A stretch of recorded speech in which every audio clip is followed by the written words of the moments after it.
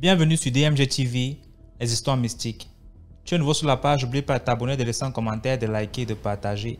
Tu veux nous raconter une histoire? Il y a un numéro à l'écran là, plus 237 655 81 90 17.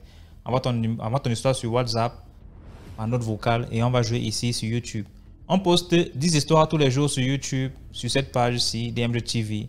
Donc n'oublie pas de t'abonner, de liker, de commenter et surtout d'activer la cloche de notification pour ne pas manquer les prochaines vidéos.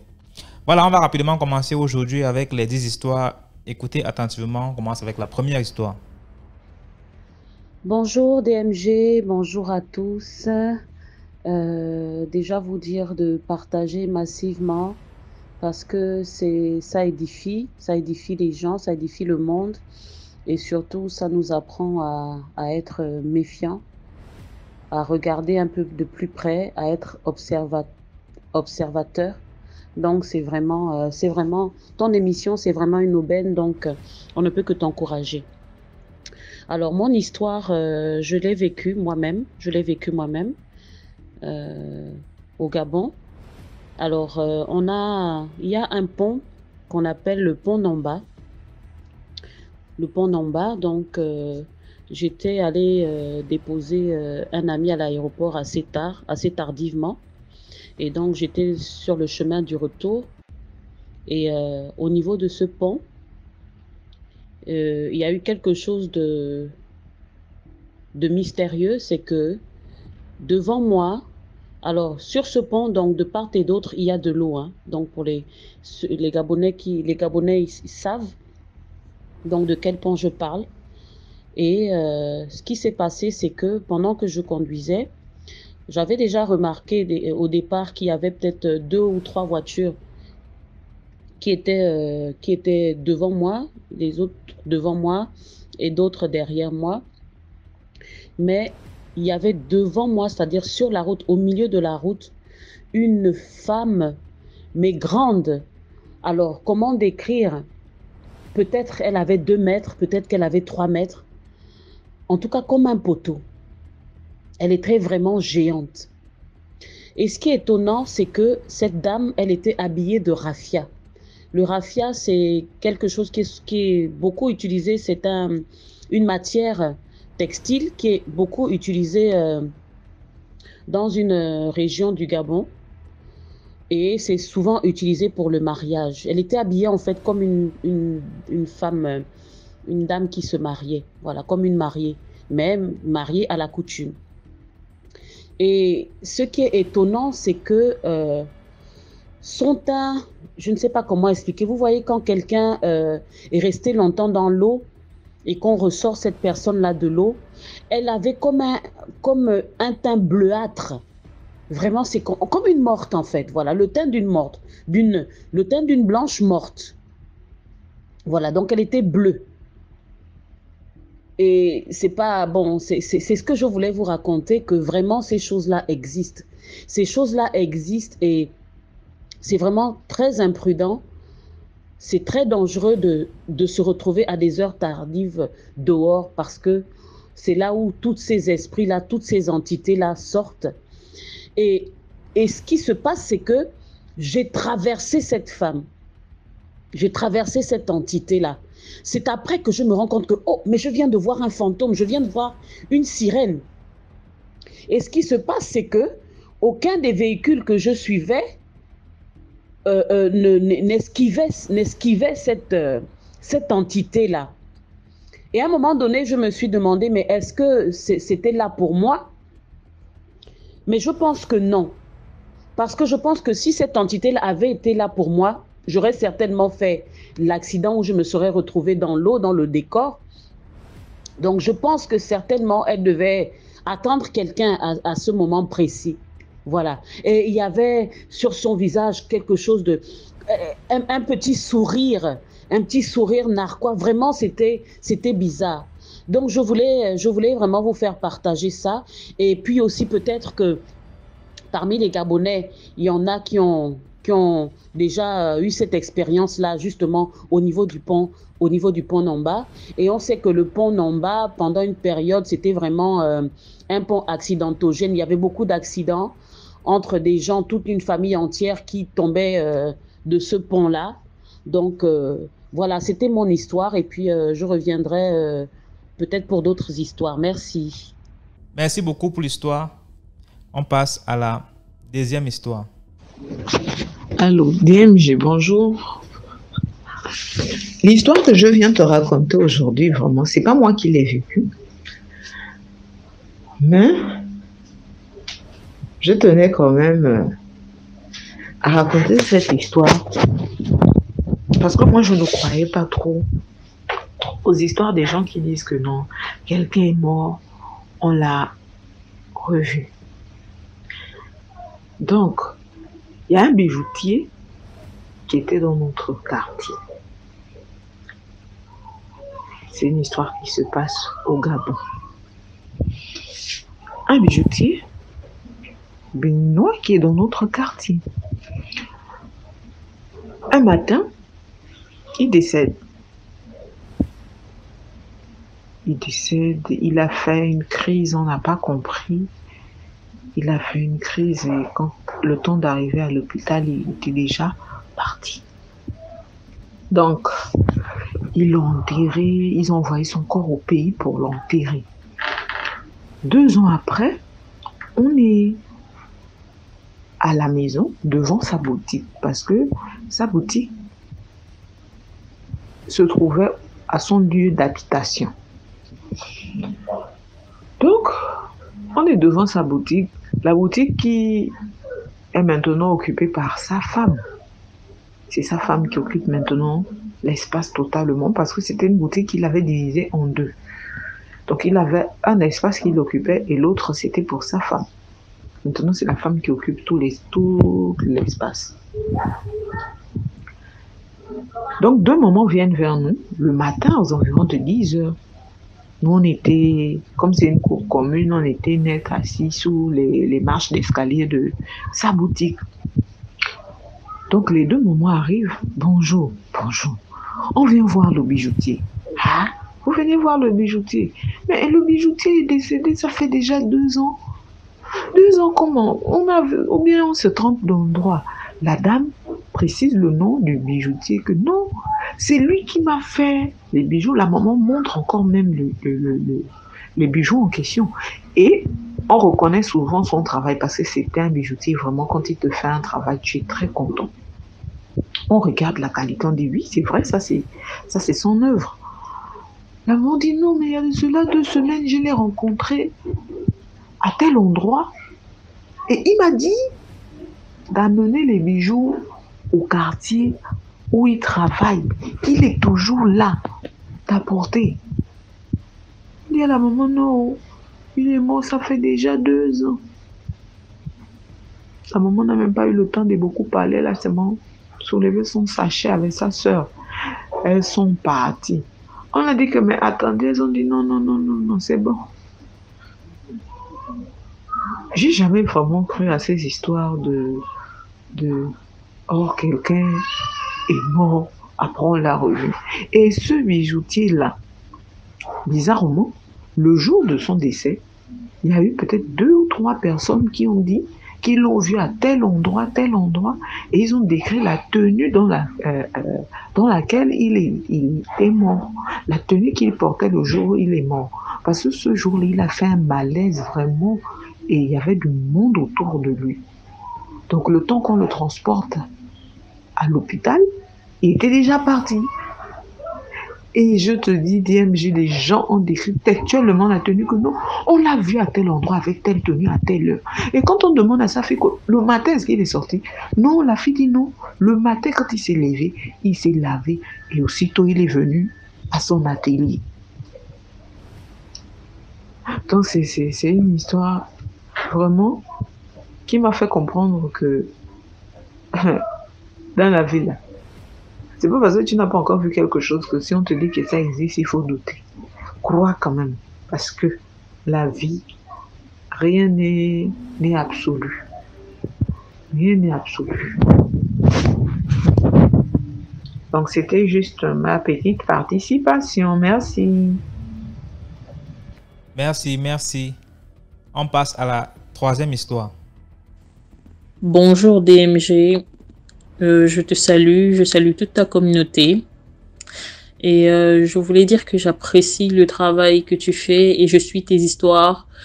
Chaque fois que j'ai du temps, quand, quand j'ai un peu de temps le soir ou sinon parfois le matin, je mets mon casque et puis j'écoute. Vraiment, c'est très édifiant et c'était une très très bonne idée d'avoir créé voilà ce concept-là, vraiment.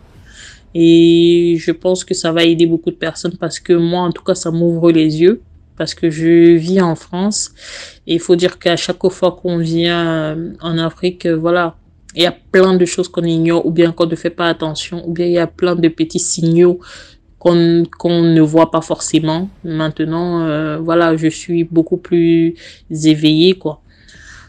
Et l'histoire que je voulais te raconter ce soir, c'est quoi? C'est mon beau-frère, enfin mon ex-beau-frère. J'étais mariée à son grand frère il y a quelques années, avec qui j'ai eu ma fille. Et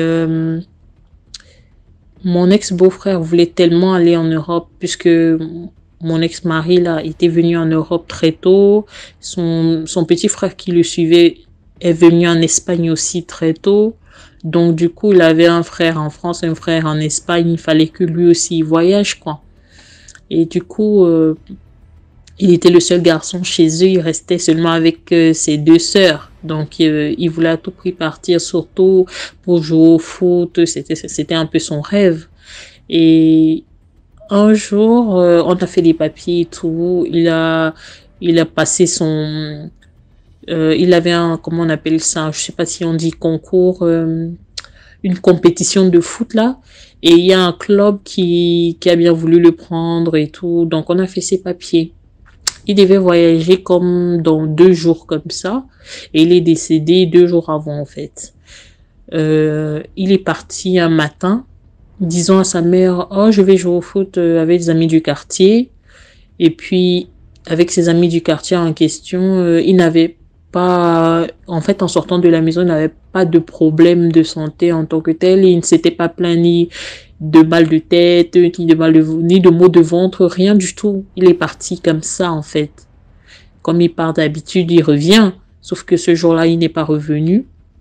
On est parti appeler sa maman pour dire que il faut qu'elle vienne tout de suite parce que il a été frappé par la foudre. En plein stade. Ce que je vous raconte là, c'est vraiment en plein stade. Donc, il y a eu comme un tourbillon. Tout le monde s'est arrêté de jouer et apparemment, le tourbillon l'a frappé lui. Et ça fait comme si c'était envoyé pour lui, quoi. Ça l'a frappé, ça l'a électrocuté, quoi. Et il est mort sur le champ, en fait. Et quand sa maman, elle est arrivée, comme elle était tellement choquée, elle n'a pas fait la remarque, mais il manquait un vêtement à son fils, tu vois. Il avait le bas, mais il n'avait pas le haut. Et pourtant, en sortant de la maison, il avait le short et le haut. Donc, du coup, sur le choc, elle est partie avec le corps à la morgue. À la morgue, pardon. Elle n'a pas vraiment prêté attention qu'il manquait le t-shirt. Et plus tard, quand elle racontait l'histoire, c'est dans les détails qu'elle donne que les gens lui disent mais le t-shirt ou bien le maillot qu'il avait est où? Parce qu'il avait le short mais il n'avait pas le haut. Et c'est là où elle se rend compte qu'il y a un problème en fait. Est-ce qu'on lui a enlevé le haut avant qu'elle n'arrive? Est-ce que c'est quand la foudre l'a frappée parce qu'elle ne comprenait plus rien? Et en fait, quand elle a commencé à se poser des questions, 3 jours plus tard, elle se lève, elle ouvre sa porte le matin. Devant sa porte, il y a le maillot de son fils qui était posé devant, mais déchiré, quoi. C'était comme si quelqu'un avait coupé ça avec un ciseau. Vraiment déchiré, mais il était posé devant la porte. Et elle reconnaît bien que c'est ce maillot-là avec lequel son fils était parti jouer, quoi. Mais tout le monde était un peu dans le deuil, donc voilà, elle a ramassé le maillot. C'était le dernier habit que son fils portait sur lui en dehors du short qu'il avait en allant à la morgue. Donc du coup, elle est partie enterrer son fils, mais elle a jamais oublié parce que c'était vraiment 2 jours avant son départ, 2 jours avant le voyage en question. Donc ce que je peux dire, c'est que souvent on pense que on est caché, Mais je pense que, comme on dit souvent, les murs ont les oreilles. Il y a des gens qui nous écoutent alors qu'on pense être cachés parce que son voyage, c'était vraiment dans la discrétion. À moins qu'il n'ait dit à un ami ou quoi, mais vraiment, personne ne savait parce que même quand il a passé ses compétitions de foot, on n'a pas voulu que ça s'ébruite trop, quoi. Qu'on sache qu'il a été retenu. Donc, du coup, ça nous a vraiment étonnés. C'était vraiment quelque chose qui était prémédité, qui ne devait pas partir. Il faut faire très, très, très attention. Et aujourd'hui encore, le voyage n'est pas quelque chose de simple pour tout le monde. Donc, quand on sait qu'on prévoit quelque chose comme ça, qu'on a un projet pareil, il faut se méfier de tout le monde, mais vraiment de tout le monde. Et puis, moi, je dirais, continuer de liker, de partager et surtout, de mettre un pouce, voilà quoi. Ça ne coûte rien. Et puis surtout, encourager la page, encourager l'initiative. Dites-moi ce que vous pensez en commentaire. On passe à la 4e histoire. Laissez des commentaires, laissez des likes, partagez. Voilà.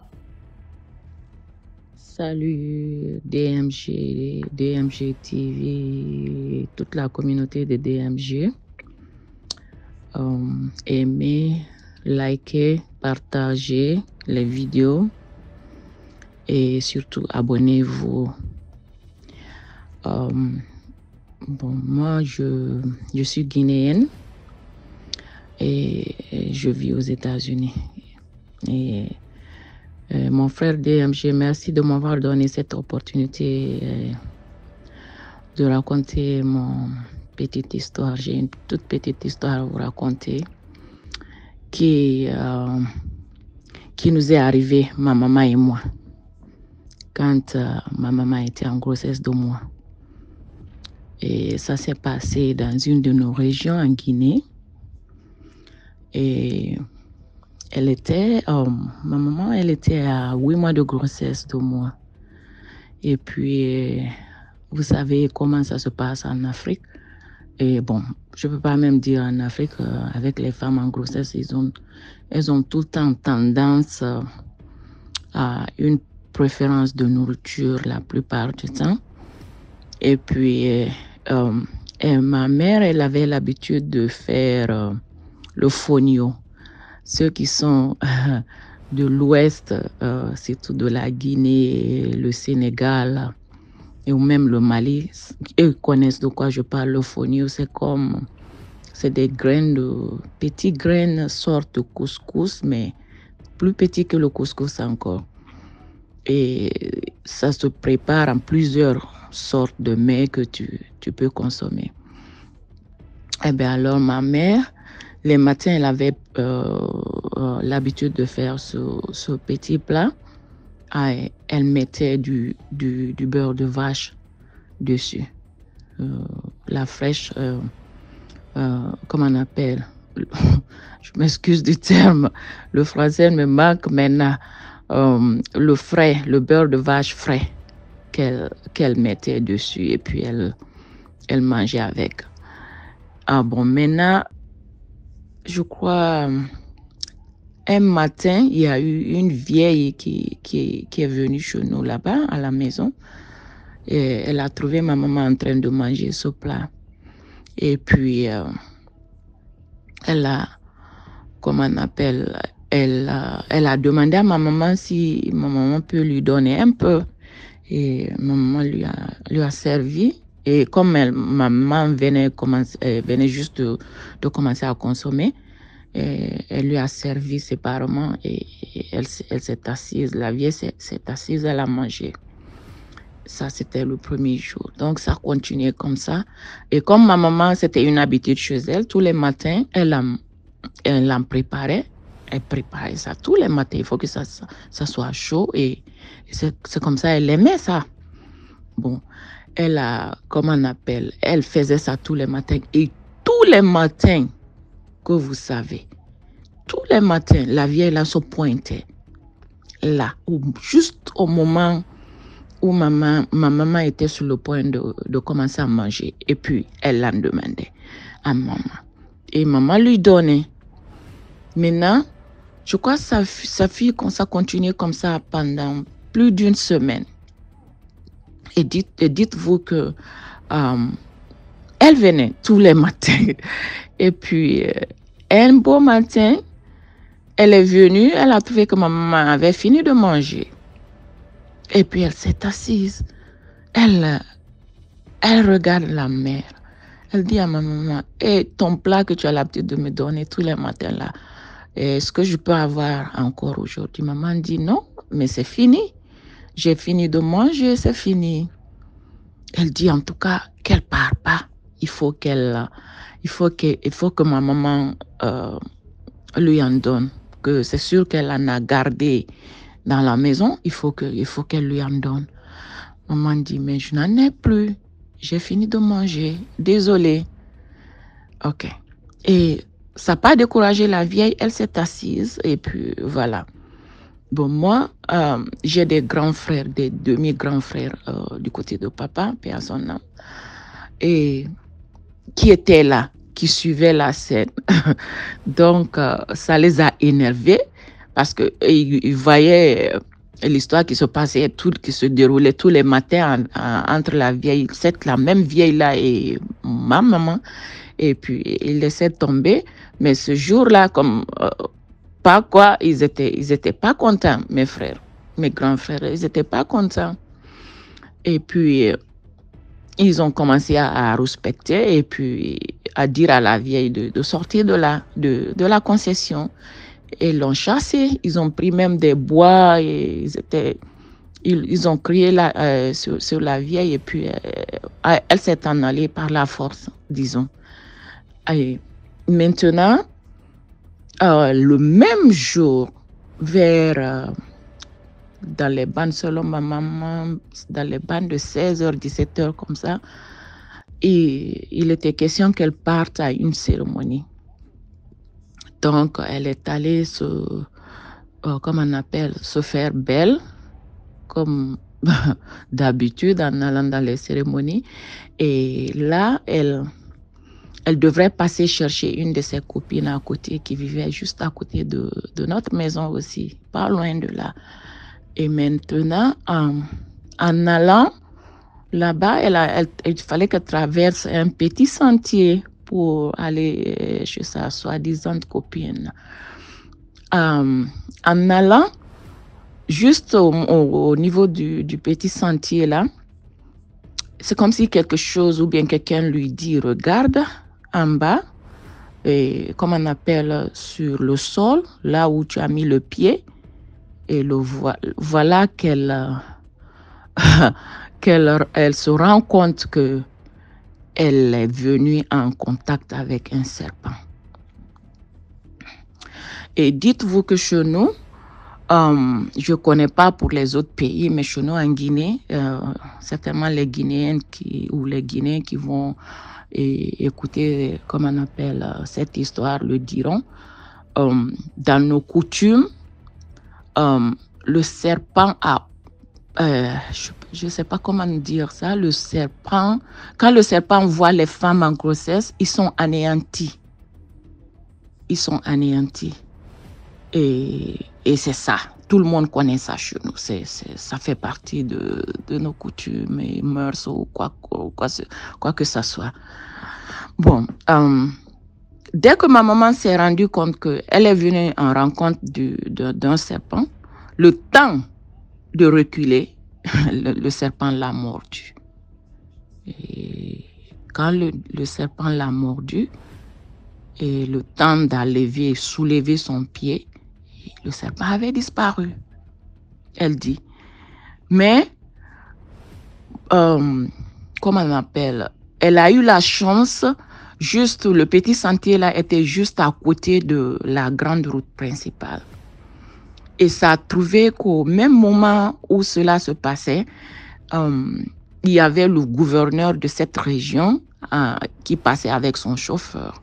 Et comme il connaissait ma maman, entre parenthèses, mon papa était aussi politicien. Bref.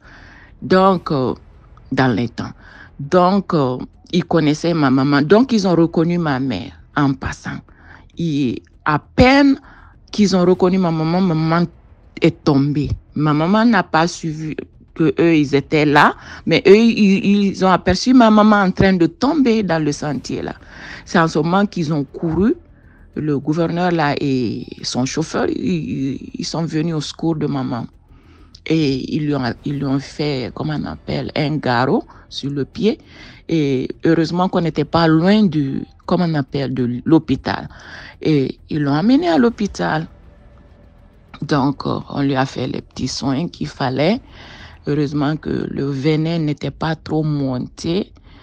Et ça n'a pas fait trop de dégâts extérieurement, disons. Extérieurement. Mais maman disait que depuis ce jour, comme elle était en 8 mois de grossesse de moi, depuis ce jour quand même, elle a commencé à avoir des fortes brûlures d'estomac. Bref. Donc, ils lui ont fait les soins et tout, et puis elle est rentrée à la maison. Maintenant, toute personne qui avait appris cette histoire dans cette région, dans les contrées là, se sont dit que non, c'est pas possible. Comment on appelle, un serpent mordre une femme en grossesse, ça, c'est du jamais vu. Ça, il y a quelque chose derrière. Bref. Et puis, donc, comment on appelle, comme mon papa était absent selon maman, il était en mission. Et mon grand-père maternel, il vivait, lui aussi, il habitait dans cette même région que mes parents. Et dès qu'il a appris ça, il est venu et ils ont fait des prières, fait des rituels et tout ce qui s'ensuit. Vous savez, comme en Afrique, on fait les choses. Et après avoir fait ça, et ça n'a même pas fait 3 jours, la vieille en question qui venait chez maman tous les matins commander le plat spécial dont je vous ai parlé là, et elle est décédée. Et c'était une vieille qui était venue, c'était une des voisines d'à côté. Je veux dire, c'était la grand-mère d'une des voisines d'à côté, selon ma maman. Donc, elle était venue elle était venue en séjour chez ses parents là-bas, la vieille en question, et puis voilà, l'histoire là s'est passée comme ça entre elle et ma mère. Et comme je vous ai dit, après les rituels et prières et tout ce qui s'ensuit, juste 3 jours après, elle a rendu l'âme. Et puis voilà, c'est comme ça que tout le monde a su qu'elle était vraiment sorcière et que c'est elle qui s'était transformée en serpent pour mordre ma mère. Et maintenant, quand moi je suis née, quelque temps, peut-être moins de 2 mois après, maman est rentrée en travail. Et puis, quand elle a accouché de moi, j'ai mon bras gauche qui était tout noir et puis le cou qui était noir aussi, comme du charbon. Et tout le monde disait que c'était le venin du serpent. Et donc, au fil du temps, quand j'ai commencé à grandir un peu, c'est en ce moment que j'ai demandé à maman, parce que quand je me regardais dans le miroir, je voyais le cou qui était noir, qui est toujours noir. Je lui dis, mais maman, pourquoi j'ai le cou noir comme ça? Et je fais tout pour me laver, étant petite, quoi. Et je fais tout pour pouvoir enlever ça ne lève pas, mais quel est le problème? Et en ce moment, elle m'a raconté l'histoire, là. Elle m'a dit, oh, c'est à cause du venin du serpent qui m'avait mordu pendant que j'étais en grossesse de toi. Mais au fil du temps, avec mon bras, ça c'est parti. Mais jusqu'à présent, après plus de 40 ans de vie, j'ai toujours le cou qui est là, noir. Je pense que je mourirai avec ça. Le cou est toujours là, noir. Tout mon corps est brun d'une manière brunâtre, mais le cou est resté noir. Ça, c'est quelque chose que je suis sûre que je mourrai avec. Donc, c'était juste ma petite histoire.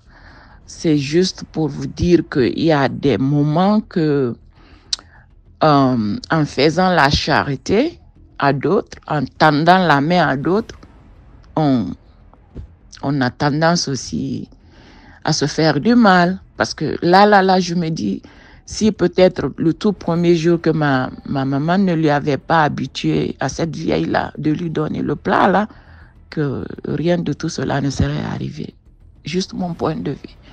Mais on ne sait jamais aussi. On ne sait jamais. Et puis, donc voilà, c'était tout mon petite histoire. Et puis voilà. Bon, merci mon frère DMG, encore une fois, de m'avoir donné cette opportunité de raconter mon petit débâcle. Et j'en ai plein. J'en ai plein. Et par la grâce divine, j'aurai le temps de partager avec vous. Et surtout, que Dieu vous protège. Très bonne continuation.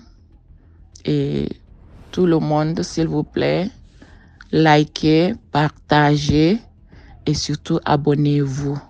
Moi, je partage beaucoup des histoires DMG et j'en parle aussi à beaucoup de gens. Et puis voilà quoi. Et ainsi de suite. En tout cas, bonne continuation et bonne chance. Merci encore une fois pour cette opportunité. À plus. On passe à la 5e histoire. Merci. Bonsoir DMG. Likez, partagez afin que la communauté grandisse. Je vais raconter mon histoire. Je préfère taire le nom du village ou de la ville. Dans mon histoire se déroule dans un village. J'étais encore petite. Je devais avoir entre 10 et 11 ans. J'étais chez ma tante. Ma tante était mariée et elle habitait avec sa filleule. Sa filleule, je vais la nommer Diane, plus son petit-fils. Les deux étaient plus âgés que moi. Ils avaient entre 14 et 15 ans. Donc moi, je dormais avec Diane et le garçon, il avait sa chambre seule. C'est comme ça que, au village à l'époque, il n'y avait pas le courant. Le village était à 10 km de la grande ville. Donc, on utilisait les lampes tempêtes, pas de goudron. Et c'était la vie au village, quoi. C'est comme ça que un jour, un vendredi au samedi, ma tante, généralement le vendredi, c'était le jour du manioc où les mamans faisaient les travaux du manioc afin que samedi matin, le manioc puisse être cuit. Maintenant, elle devait attacher le manioc pour que au moins 6 heures, le manioc soit au feu et qu'elle puisse l'enlever au plus tard vers 14 heures. Parce que le manioc buait au feu, elle faisait des grandes quantités, vu qu'il y avait une partie qu'on mangeait, une autre partie qu'elle vendait. C'est comme ça que mon oncle est parti à la pêche. Nous, on est restés à la maison. Ma tante s'est levée. La nuit, on dormait. À l'époque, il n'y avait pas de fermer les portes, machin. On rabattait simplement la porte. Maintenant, nous sommes allés nous coucher. Quand on va se coucher, notre porte n'avait pas de serrure. Donc, on mettait simplement une pointe derrière la porte. C'est ce qui nous servait de serrure pour fermer la porte quand on était à l'intérieur. C'est comme ça que nous sommes partis nous coucher, Diane et moi. Bon, maintenant, il y a une petite parenthèse. Diane avait un oncle qui était catéchiste. Et c'est chez lui qu'on faisait la catéchèse. Avant, il n'y avait pas... on n'allait pas à l'église pour dire que c'est à l'église où on va trouver un aumônier pour qu'il nous apprenne la catéchèse. Donc, c'est chez le papa là que tout le monde partait faire la catéchèse. Et il était marié. C'est comme ça que l'oncle là, sa femme décède, l'oncle de Diane, sa femme décède. Quand la femme décède, bon, je vais prendre un nom d'emprunt pour la femme du catéchiste, je vais l'appeler Ma Claire. C'est comme ça que Ma Claire décède. Bon, nous, on est au village, elle était soupçonnée d'être sorcière. Bon, ceux qui ne croyaient pas, semblerait-il que quand tu disais que Marclay n'apparaît pas, on ne voit pas Marclay, vous êtes des menteurs, elle apparaît devant toi et te pose la question. Tu m'as donc vu? Quand tu m'as vu là, qu'est-ce que ça te fait de me voir? Maintenant, tu crois que j'apparais, que j'existe vraiment, que je ne suis pas morte. Elle avait pour habitude de faire ça dans tout le village. Donc, ça fait que le village était devenu triste. Les gens, c'est à peine si les gens se baladaient. Il n'y a que les courageux qui parvenaient à sortir. C'est comme ça que nous sommes allés nous coucher. On a fermé notre porte, comme j'ai expliqué là. Nous, on dormait pour nous tranquille. Quand on dort, ma tante à la cuisine en train de faire le manioc. Mon oncle est parti à la pêche. Mon frère, il dort de l'autre côté là-bas. Nous sommes les deux filles. Nous sommes dans notre chambre en train de dormir. C'est comme ça que tard dans la nuit, Diane ressent, on avait les escaliers pour aller à la maison. Elle ressent les pas sur les escaliers. Tap, tap, tap, tap. Mais, chose curieuse, elle est toute mouette. Elle transpire. Elle a peur. Elle ne sait pas ce qui lui arrive. Elle est dépassée. C'est comme ça que elle essaye de me réveiller. Moi, je ne me réveille pas. Je dors sincèrement et profondément. À croire qu'on m'avait donné quelque chose, je ne sais pas. Je dors. C'est comme ça que elle a commencé à me bousculer en se disant qu'en me bousculant, je vais me réveiller. Rien. Elle a commencé à me pincer la main, pincer, griffer même. Je ne réagis pas. C'est comme ça qu'elle dit, oh, aujourd'hui, là, pour moi, arrivé. Elle est sur le lit. C'est comme ça qu'elle ressent les pas. On ouvre la porte centrale. Quand on ouvre la porte centrale, on ouvre la porte de notre chambre. Quand on ouvre la porte de notre chambre, elle voit Marclay. Ah. Mais elle dit, pendant ce temps, elle a commencé à prier intérieurement. Marclay monte sur le lit. Quand Marclay monte sur le lit, Marclay vient vers elle. Marclay vient. Elle dit, elle était couchée sur le dos. Marclay vient vers elle. Marclay lui fait le signe de croix sur le front. Elle dit qu'elle ne sait pas la force qu'elle a eue. C'est comme ça qu'elle a rendu à Marclay le signe sur le front. Marclay s'est énervé. Quand Marclay s'est énervé, elle a soulevé la main comme ça pour la gifler. Elle dit, elle ne sait pas ce qu'elle a eu comme force. Elle a crié le nom de Dieu. Elle a appelé Dieu, appelé Jésus. Elle s'est retournée. Quand elle se retourne, Marclay a disparu. Elle a tellement crié. Moi, je suis toujours endormie. Je n'entends rien du tout. C'est les autres mamans qui étaient aussi à la cuisine en train de faire le manioc comme ma tante, qui entendent les cris. Donc, elles viennent maintenant en courant. C'est comment, il y a quoi ici, il y a quoi. C'est comme ça que ma tante dit quoi comme quoi. Elle dit, oh, tu n'entends pas les cris là. Ma tante dit, non, je n'entends rien. Il y a quoi? C'est comme ça qu'elle dit, ah, attendez, je vais regarder les enfants. Donc, quand toutes les mamans là montent maintenant, elles viennent dans la grande maison. Ma tante commence par notre chambre. Notre chambre est fermée. Elle cogne. Diane est là. Diane ne bouge pas. C'est comme ça que je me réveille. Je traverse Diane. J'ouvre la porte. Oh, il y a quoi? Ah, moi, j'ai les yeux du sommeil. Je ne comprends rien. On me réveille subitement pour me demander il y a quoi. Je vais dire qu'il y a quoi. Mais je ressens la douleur au bras. C'est comme ça que je regarde. Je vois que j'ai des griffures au bras. J'ai tellement on m'a griffé. Je dis, ah. C'est comme ça qu'on va maintenant vers Diane qui ne bougeait pas. On constate que Diane a fait pipi sur elle. Tout le lit est mouillé. Elle a transpiré. Elle a fait sortir toutes les sueurs de son corps. Diane, c'est comme ma tante a commencé à pleurer. Oh mon Dieu, j'ai ramassé le problème. Le pauvre enfant qu'on m'a confié avec amour. Voilà l'enfant qui ne réagit pas. Voilà l'enfant qui ne se réveille pas. Je vais dire quoi? Maman, aidez-moi. Aidez-moi. C'est comme ça que les autres mamans lui disent que, ah, toi aussi, tu aimes trop paniquer. Calme-toi. Tu ignores qu'on a un phénomène dans ce village que Marclay visite les gens.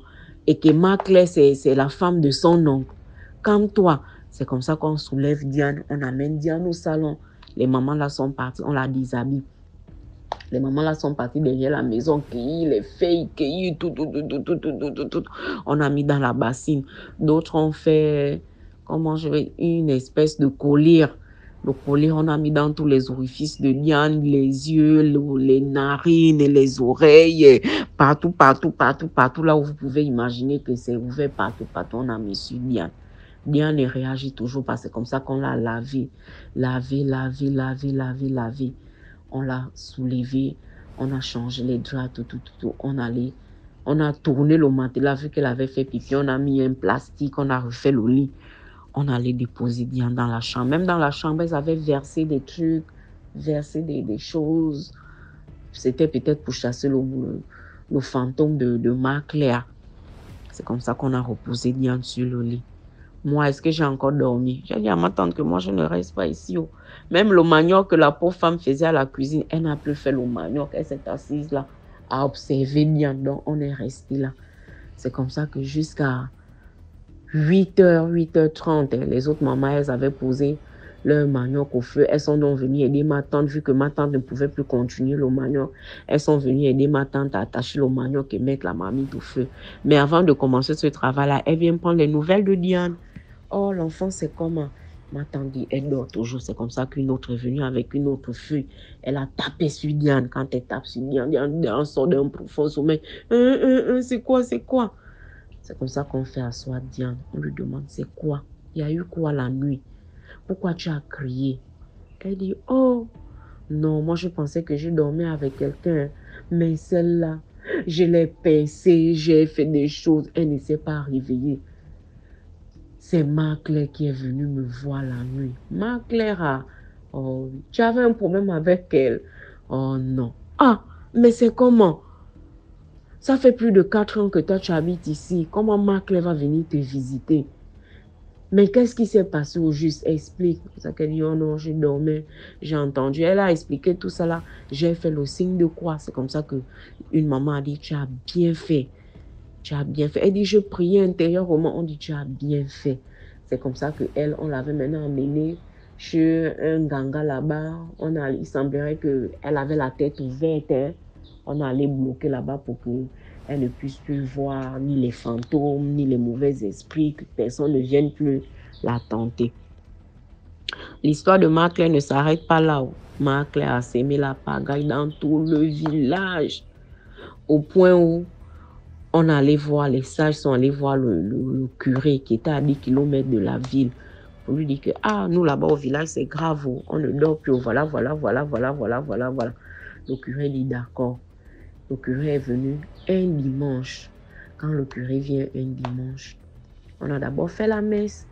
On a fait la messe, c'est comme ça que le curé se rend à la tombe, qui était à la mission catholique, se rend à la tombe avec la chorale sur la tombe de Marc-Claire. Quand le curé arrive sur la tombe de Marc-Claire, à l'époque, il n'y avait pas les fleurs, les gerbes de fleurs, machin là. Donc, c'est des fleurs qu'on plantait simplement. Après qu'on ait recouvert la tombe de la terre battue, on piquait les fleurs et les fleurs restaient à pousser seules. C'est comme ça que le curé a déraciné une fleur. Quand il déracine une fleur, il dit Marc-Claire n'est pas là. Donc, on attend. La chorale s'est mise à chanter. C'est les grandes personnes qui étaient parties. Oh. Nous, les enfants, nous avaient chassés. Mais est-ce qu'on était partis? On est resté sur la route pour les attendre. Qui devait aller à la maison aller trouver Marc-Claire? C'est pas moi. Donc, on est resté là sur la route à les attendre. Chanter vers 16h. Il guette encore. Elle n'est pas là. C'est comme ça que monsieur l'abbé dit, oh, regardez, tout autour de la tombe, il y avait les empreintes d'un animal. Donc, c'est comme ça qu'il dit que Marc-Claire était déjà en train de se transformer en un animal féroce, comme le lion, le tigre ou la panthère. Donc, elle devait tétaniser tout le village et faire un black and white sur le village. C'est comme ça qu'il dit non, rentrez. Marc-Claire n'est pas là. C'est comme ça que la chorale est rentrée. Il semblerait que la nuit, il est parti chercher le renfort. Il est parti chercher d'autres prêtres, exorcistes. Donc, quand il descend maintenant sur la tombe la nuit, ça c'est le matin. Il y a certains qui l'ont vu, mais lui, il s'est dit qu'on ne l'avait pas vu. On ne les avait pas vus. Donc, c'est comme ça qu'ils descendent sur la tombe. Ils ont fait le travail. Depuis ce jour-là, on n'a plus jamais entendu parler de Claire ou bien de machin ou bien de quoi que ce soit. Si d'autres reconnaissent cette histoire-là, ils viendront témoigner parce qu'elle a tellement traumatisé des gens de famille en famille. Là où elle avait un lien de parenté, elle venait toujours, elle apparaissait. Donc, beaucoup connaissent cette histoire-là. Ok. Partagez, likez afin que le groupe puisse grandir. Bonne écoute à vous. Voilà. Donc, on passe à la 6e histoire. Bonjour DMG, bonjour à tous. Partagez, likez, voilà, mettez des pouces, voilà, faites de bons commentaires, c'est important. Partagez au maximum pour édifier le plus grand nombre. Alors, je reviens pour une autre histoire que j'ai vécue aussi. À cette époque-là, j'avais aménagé dans un quartier avec mes enfants, mon mari. C'est un quartier qu'on appelle Bel Air, le quartier Bel Air. Et là où nous avons aménagé, il y a, on va dire, peut-être à une centaine de mètres, 200 mètres, il y a la mangrove. Et alors qu'un jour, j'étais en train de nettoyer la véranda, c'était quand même assez tard, peut-être vers 19h, je passais le dernier balai, comme on dit souvent, avant de tout fermer. Et j'ai entendu un cri, mais un cri strident. Et ce n'était pas un cri humain. J'ai eu le réflexe d'enregistrer ça. C'était vraiment un cri, mais particulier. Et à partir de là, alors que j'ai fait écouter à plusieurs personnes ce cri, j'ai fait écouter par des amis qui ont fait écouter à des pasteurs. Et les pasteurs disaient que c'était un cri bourré de démons et que assurément c'était une sirène. Alors pourquoi je parle de la mangrove? C'est parce que maintenant, quand je pose la question à ce qu'on a trouvé, c'est-à-dire les gens qui habitaient dans le quartier avant nous, ils disaient que même la maison dans laquelle on se trouve, en fait, la mangrove aussi était là. Donc ça fait qu'ils n'ont fait que rembler pour repousser la mangrove. Et alors c'est là où j'ai compris que effectivement il y avait quelque chose. Et après cela, alors que tout le monde était parti, les enfants étaient allés à l'école, mon mari était au travail. Moi, je n'avais pas encore commencé le travail. J'avais terminé de faire mon ménage, les tâches ménagères, de préparer, etc. Et puis voilà, j'ai décidé de m'allonger un peu. Et quand je me suis allongée, dès que j'ai fermé les yeux, j'ai ressenti comme une masse, mais une masse obscure sur moi, voilà. Mais comme à l'époque aussi, je priais déjà, alors je pense que j'ai invoqué le nom de Jésus et puis cette chose-là a disparu. La fois d'après, là, cette masse, je pense que comme cette masse a vu qu'il n'y avait pas matière à... Elle ne pouvait pas comment dire ça? Elle ne pouvait pas m'envahir. Alors que je dormais avec mon époux, cette masse, pareil, cette grosse masse noire voulait aussi justement posséder mon mari. Et j'ai fait la même chose, j'ai prié. Et ensuite, l'autre événement, c'est que ma fille, une de mes filles, voulait aller se laver, prendre sa douche.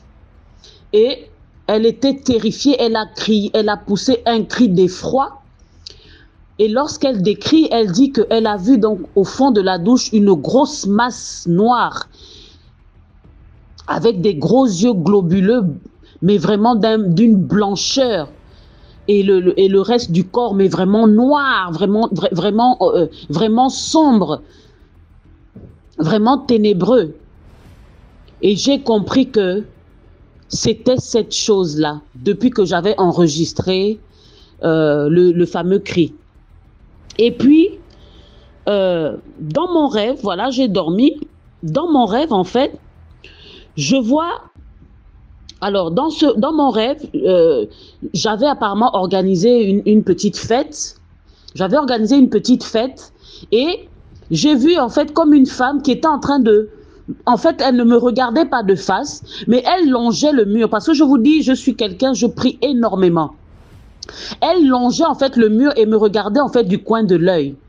Et moi, je lui disais, c'est comme si en fait on communiquait mais avec la pensée. Et je lui disais simplement que essaye de rentrer ici, je vais te frapper, je vais te déchiqueter. Et puis voilà comment je rêve où elle est en train de me dire que je vais casser ton téléphone en 1000 morceaux. Parce que comprenez bien que c'est parce que j'avais enregistré cette voix-là. J'avais enregistré ce cri-là. Je vous assure, pire qu'une... Vous voyez les sirènes des voitures de police ou je sais pas, ou d'ambulance là. C'était rien à côté de ça.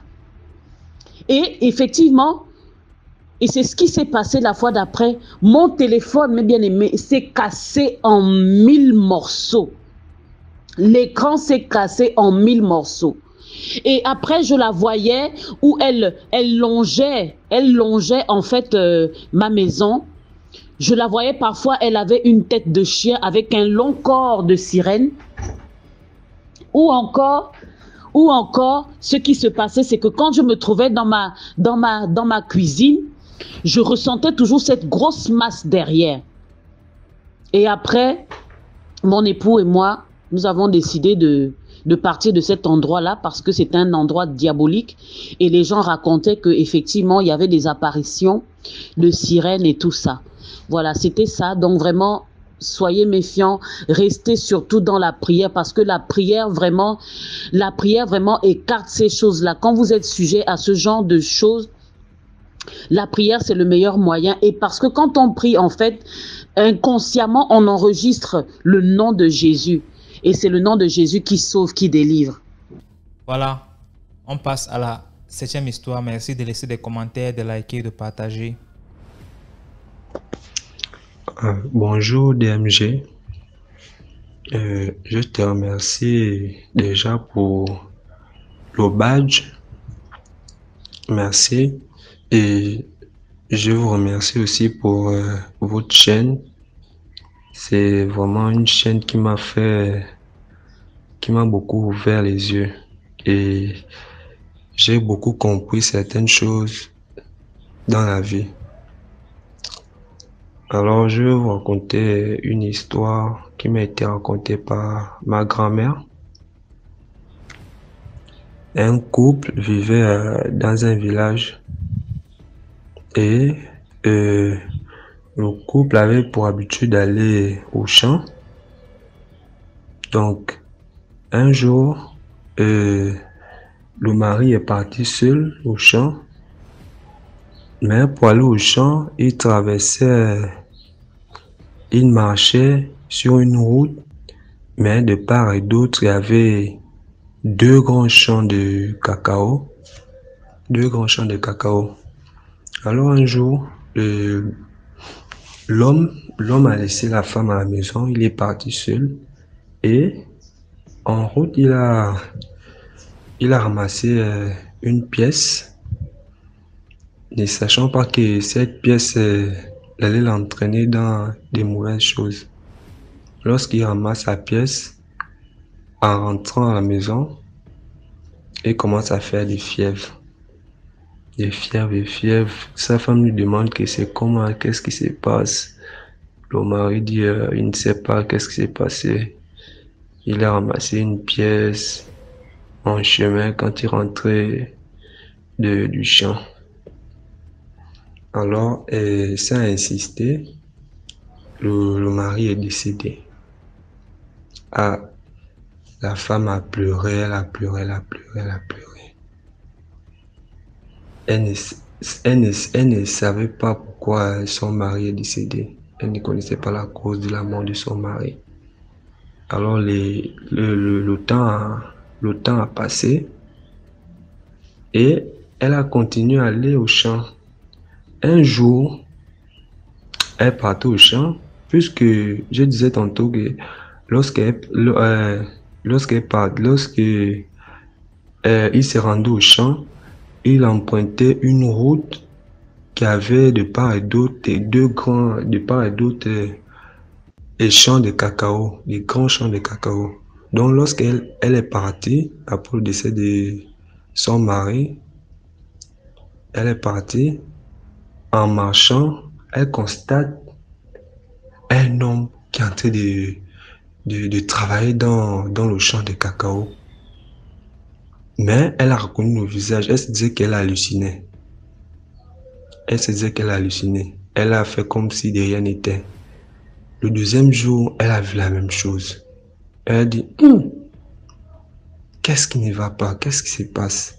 Mais lorsqu'elle voyait l'homme ressemblait textuellement à son mari. Et l'homme ressemblait textuellement à son mari.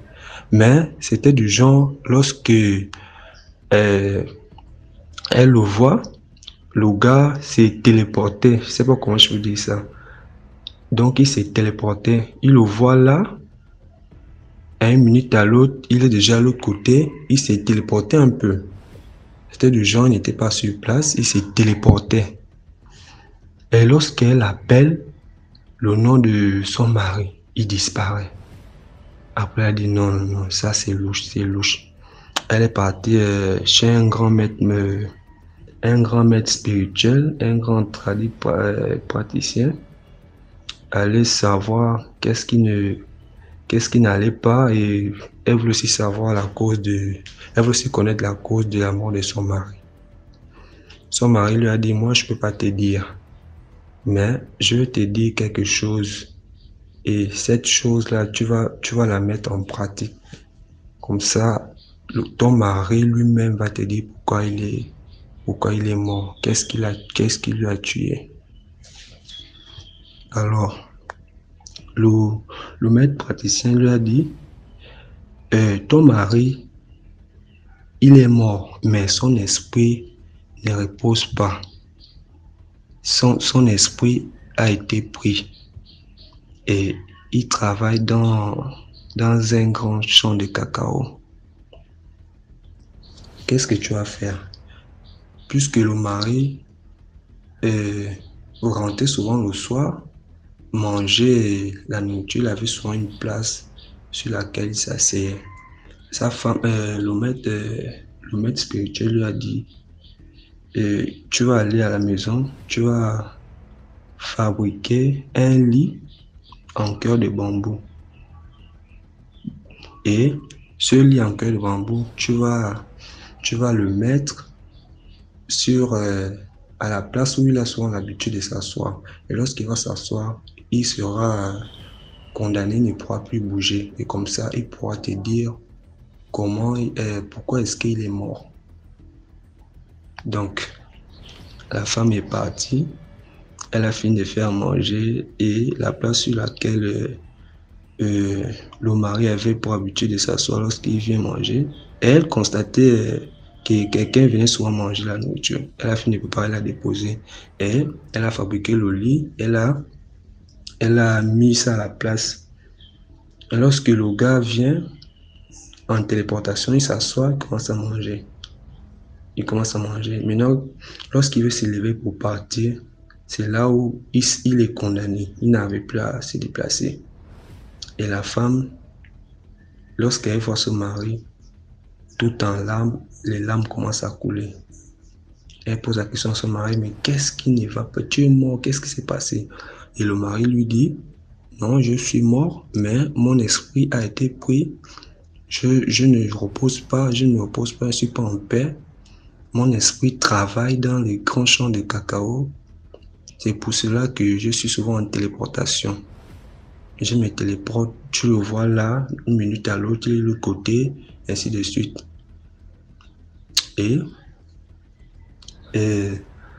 Mais j'ai oublié une partie, et le maître spirituel lui avait dit qu'après ça, il va disparaître et il pourra se reposer en paix. Donc, après ça, il a disparu. Donc, il s'est reposé en paix. C'était un peu ça ma petite histoire. Le conseil que je peux je peux donner, c'est que il faut parfois se méfier des choses qu'on voit par terre. Il ne faut pas ramasser des choses n'importe comment. C'était un peu ça, ma petite histoire. Merci et à bientôt. Voilà. Merci pour l'histoire. On passe à la 8e histoire. Bonsoir, DMJ. J'espère que je te porte bien.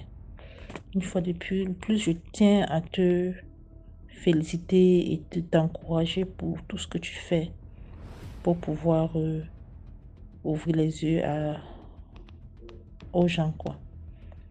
Que le Seigneur continue à te bénir et te donner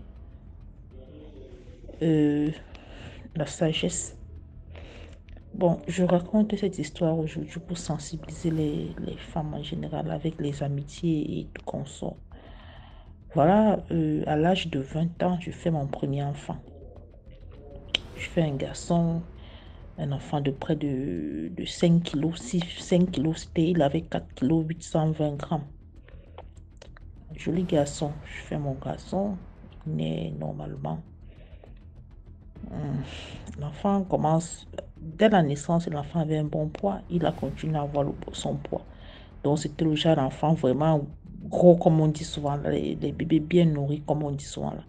Tout beau, tout gros, tout rond là, bien portant. J'avais une amie au quartier. Bon, en fait, ce sont eux qui ont vendu le terrain à ma maman. Sa mère était l'amie de ma mère aussi. Je peux appeler ça comme ça parce qu'ils s'entendaient, se racontaient leurs petites choses et tout et tout. Voilà que la fille aussi, elle et moi, on s'entendait quoi. La fille aînée de la maman.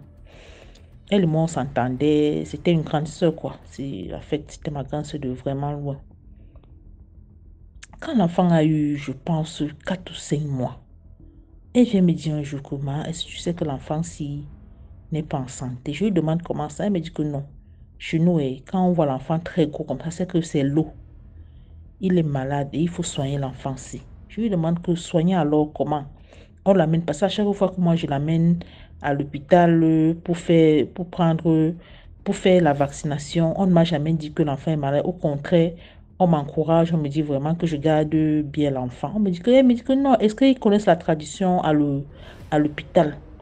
Ils ne connaissent pas les trucs traditionnels à l'hôpital. Je connais un papa là. Il peut te soigner l'enfant si. Parce que si tu ne fais pas attention, l'enfant s'il ne va pas atteindre 1 an. Je dis que comment? Je dis que j'ai eu peur, MJ. DMJ, j'ai eu peur. J'ai dit que j'ai commencé, vous voyez, une petite fille, 20 ans, à peine 20 ans. Le premier enfant, je ne connais rien. Dans tout ça, elle me raconte ça comme ça. Je lui dis que ouais, il faut que je dise à ma mère. Je dis que non, ne dis pas ta mère. Tu sais que ta mère, elle ne connaît pas trop les choses là, non. Elle va te décourager parce qu'elle ne connaît pas. Et c'est comme ça que tu vas perdre l'enfant. Je lui dis, ok, d'accord. Elle me dit que si tu veux même demain, on part chez le père là. Le père là va te dire. Je dis que ok, il n'y a pas de problème, on va partir. Le lendemain matin, je lui dis que bon, je ne vais pas amener l'enfant parce que vraiment, je sais que l'enfant. Elle me dit que non, je vais t'aider à porter. Je lui dis non, je ne sais pas. J'avais eu ce pressentiment là de laisser l'enfant. C'est comme ça que sans dire à ma mère, je laisse l'enfant. Je sors, on part. Le matin, on arrive. Elle paie le transport, on arrive chez un papa là-bas je sais pas, je vais quand même dire le nom du quartier, mais c'était à Zamangui, quelque part là-bas. On arrive, mais c'est un village, à l'époque, à Zamangui, c'était encore le village, vraiment le village. On arrive, c'est une cour et tout et tout. Tu vois un peu le genre de cour familial du village là. On trouve les jeunes assis en train de jouer le songo. Après, elle m'amène un peu derrière. On entre dans une chambre, on trouve un père couché. Un vieux papa, je sais que le papa l'avait il y a plus de 100 ans. Couché aveugle, c'est le genre de papa qui ne peut même plus s'asseoir. Elle lui dit, c'était un bêtise que papa, je suis arrivée avec elle. Comment je comprends? Je suis arrivée avec elle, veut dire quoi? Le père là me salue, il tend la main, je serre sa main, Il nous fait asseoir, je m'assois. C'était une chambre et il n'y avait même rien d'extraordinaire à la chambre. Juste son lit là où il était couché, je ne sais pas trop. Et l'autre, le banc, nous sommes assises sur le banc. Il me dit, voilà, tu as un enfant qui est comme ça, il est malade. Si tu ne le soignes pas, d'ici 6 mois, il va mourir et tu vas perdre l'enfant, pardon. Il faut soigner cet enfant. Moi, je connais les remèdes, c'est ma spécialité et tout, et tout, et tout, et tout. Après, quand je me penche un peu, j'essaie un peu de regarder sous son lit comme ça, là, je vois un style de marmite canari, je ne sais pas trop, là. Ça me fait d'abord bizarre. Je dis, le père, si lui fait même quoi avec le canari que je vois sous le lit, là. Après, je dis, il a dit qu'il est soignant, non, peut-être c'est ça. Il commence à me raconter. Après, il prend ma vie, il raconte ma vie. Oh, machin, ceci, oh, ceci. Il se met à me raconter des trucs sur ma vie, sur ma vie, sur ma vie. Des choses vraies. Et en même temps, je me rends compte que ce sont des choses que j'avais racontées à cette dernière. Mais bon, je me dis que comme je vous jure que c'était ma première fois, ma première et ma dernière fois d'entrer dans ce genre de choses, que quelqu'un me dit qu'il soigne, il est machin, soignant, tradit, machin. C'était ma première fois. Et j'entendais souvent qu'il y a des gens qui sont des voyants. Je me suis dit que non, peut-être que c'est ça. Mais c'est plus tard que j'ai compris que c'est la fille qui lui avait raconté une partie de ma vie pour me faire croire exactement qu'il soigne, qu'il est soignant. Bon, je lui ai dit, ok, il m'a demandé d'amener l'enfant. On était peut-être un jeudi ou un vendredi. C'était en fin de semaine, en début de week-end, en fin de semaine, début de week-end comme ça. Il me dit de venir avec l'enfant lundi matin très tôt. Et que je vienne avec 30 000 et l'enfant. J'ai dit, ok papa, j'ai compris. On tourne le don pas. Vrai, un cœur me disait, vous voyez, toujours il y a une petite voix qui te dit, c'est vrai, c'est pas vrai. C'est vrai, une autre voix te dit, c'est vrai, une autre te dit que ce n'est pas vrai. Voilà donc, je disais qu'une petite voix me dit, cette histoire est vraie, une autre petite voix me dit que c'est faux. C'est comme ça que je rentre à la maison. Nous sommes un jeudi ou un vendredi, je dors. Samedi, c'est la nuit de dimanche qui est très importante. Pourquoi? Je pars la nuit de dimanche. Entre-temps, la fille me dit que, je lui dis que je vais trouver 30 000. Elle me dit que non, je vais te donner les 30 000, ne t'inquiète pas. Même si tu me payes après, il n'y a pas de problème. Tu es ma petite soeur, non? Tu es mon amie. Si tu peux avoir un problème comme ça, là, je ne t'aide, je ne te soutiens pas. Je vais te trouver les 30 000 francs là. J'ai dit, ok, d'accord. La nuit de dimanche, DMG, je me couche, je dors normalement comme tout le monde dort. Je vois ma grand-mère en rêve.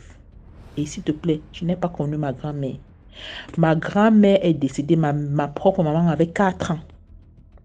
Je vois une grand-mère, pas très vieille, mais une grand-mère. Une maman qui me dit dans les rêves que ma fille, n'amène ton enfant nulle part. Ton enfant en parfaite santé. Si tu l'amènes là-bas, ton enfant sera dérobé de toutes ses chances. Je dis comment? Elle me dit que ma fille, comme je suis en qualité dit là-haut, n'amène pas ton enfant là-bas. Après, elle me tourne le dos, elle continue à parler. J'ai dit que dans l'écho venait, le jour que quelqu'un marche, non, en partant. Moi, je suis restée debout là. Donc, elle est marchée en partant et l'écho venait me trouver là où j'étais. J'ai dit que n'amène pas ton enfant là-bas. Si tu amènes ton enfant là-bas, tu auras un enfant vide. Tu n'auras plus rien. N'amène pas ton enfant là-bas. Garde ton enfant à la maison. Ton enfant n'a aucun problème. Je me suis réveillée le jour-là. Quand je regarde l'heure, il était 4 h du matin. Je me couche encore, je dors. Je refais le même rêve. Je me réveille en sursaut. Je me couche encore, j'ai fait le même rêve la même nuit 3 fois jusqu'au petit matin. Je vous assure que le matin, là, quand je me suis réveillée, j'ai pris mon enfant, je l'ai serré contre moi très fort. Quand la fille là venait toquer à la maison à 6 h, je lui ai dit que non, je ne pars plus. Elle me dit, comment ça? Il faut partir. Tu préfères perdre l'enfant? Oh, ma chérie, je lui ai dit que je ne partais pas. En même temps, ma mère me demande c'est quoi, qu'est-ce qu'il y a ici là? Pourquoi vous discutez le matin comme ça? Je n'ai pas voulu. C'est elle qui répond à ma mère que non, rien, c'est juste que on a commencé une conversation hier et je n'ai pas dormi la nuit et je voulais que elle et moi on en parle très tôt le matin. C'est comme ça que ma mère dit, ok, d'accord. Ma mère continue, elle tourne son dos, parce que c'est comme ça qu'on commence à parler à voix basse. Je lui dis que je ne pars plus. Je ne veux plus partir. Si l'enfant meurt, c'est la volonté de Dieu. Et moi, je ne pars pas. C'est comme ça qu'elle est partie, toute fâchée. Elle est partie, elle m'a laissé là. Les jours passent, elle me boudait les jours là. Les jours passent, la même semaine. La même semaine où je ne sais plus, hein, je crois que c'était la même semaine. La même semaine, sa mère et ma mère se retrouvent, comme c'était un nouveau quartier, dont les mamans faisaient le chant. Tu vois, le genre de nouveau quartier là, on fait les chants, on fait les petits chants. C'est comme ça que ma mère et sa mère se retrouvent au chant. Sa mère lui confie que, ouais, ma fille est en train de chercher à aller aux États-Unis. Et je ne sais même pas comment ça va se passer. On espère seulement, on attend. Ma mère vient me dire ça comme ça. Elle dit, ah, c'est bien pour elle. Elle ne m'avait rien dit. Bon, moi, je me suis dit, ah, quand quelqu'un voyage, on ne dit pas souvent. 2 mois passent, 3 mois passent. Après, ma mère vient me raconter que sa mère a dit qu'elle n'a pas eu le visa. Je reste tranquille. Un jour, elle a les problèmes avec l'une de ses cousines qui était sa complice. Elles ont eu les problèmes. Elle était là venue me dire, parce que après ça, bon, c'est passé, elle ne boudait plus trop, c'était plus trop ça. Elle est venue me dire que sa cousine là, la jalouse et tout. Ah, on a causé, c'est passé. Un jour, sa cousine là, ils ont eu des vrais problèmes. Hein. Tu vois, le genre de problème que jusqu'à les machettes sortent là, que les mamans même s'en mêlent et tout. Voilà donc l'histoire la passe. Un jour, sa cousine me rencontre. Elle et moi se rencontrent comme ça, à marchant, on se croise. Elle me dit que viens, toi ici là, viens. Comme elle me dit seulement que comme tu es bête là, c'est ce qu'elle me dit, hein, comme tu es bête là, viens ici, je veux t'ouvrir les yeux. J'ouvre d'abord, c'est comme ça que j'ouvre les yeux, je dis que, il y a encore quoi? Pourquoi tu me traites de bête? Elle me dit que viens ici là, la petite fille ici, viens. Je pars. On se place là, elle me dit, comme il faisait soleil, elle me dit sous le manguier, elle me dit que quittons sous le soleil parce que je vais te raconter ce que tu es là depuis, tu montes, tu descends, tu ne sais même pas avec qui tu marches. Je lui demande qu'il s'agit de quoi. Elle me dit que tu te souviens un jour, on devait t'amener quelque part avec le bébé, ton bébé non. Je dis comment? Comme c'était déjà même, ça faisait déjà des mois. Après, l'enfant marchait déjà. Elle me dit que tu te souviens qu'une fois, on a dit qu'on devait amener ton bébé quelque part pour te soigner. J'ai dit oui, une fois, ta soeur. Elle dit, hey, pardon, enlève le nom de. C'est pas ma soeur. Elle et moi, je ne suis pas les soeurs des tueuses. J'ai dit comment ça? Elle me dit que, est-ce que tu sais que l'enfant que tu devais amener là, hein, ton ami, la femme que tu appelles ton amie là, elle devait amener ton enfant pour qu'on prenne ses chances. On fabrique son visa. Son visa, pour qu'elle ait le visa, il fallait les chances de ton enfant. On avait vu, elle avait amené, elle était partie chez son marabout là, elle t'avait amené là. Le marabout là lui a dit qu'elle a une copine, qui a un enfant. L'enfant là, il avait une étoile. C'est l'étoile là qu'on devait utiliser pour qu'elle puisse avoir le visa. Quand tu étais parti là-bas, le père là, n'est-ce pas, il avait une marmite sous le lit. Dans la marmite là, il y avait son visa, son passeport dedans. Dans son passeport, on devait donc utiliser l'étoile de ton enfant pour ramener au truc à l'ambassade et son visa allait passer comme une lettre à la poste. Elle dit quoi? Elle me dit que oui. Sache-le donc que l'enfant qu'on te demandait d'amener chez le père, c'était pour que le père dérobe son étoile pour pouvoir fabriquer son visa. J'ai dit hein? Elle me dit oui. C'est donc la personne avec laquelle tu marches, tu montes, tu dis que c'est ta grande soeur, ton amie. C'est donc ce qui devait se passer. J'ai dit, en bon, j'étais scandalisée. Un coup, je me dis que non, peut-être, comme elles ne sont plus, la famille s'est gâtée. Elle veut saboter son amie. Après, on se sépare.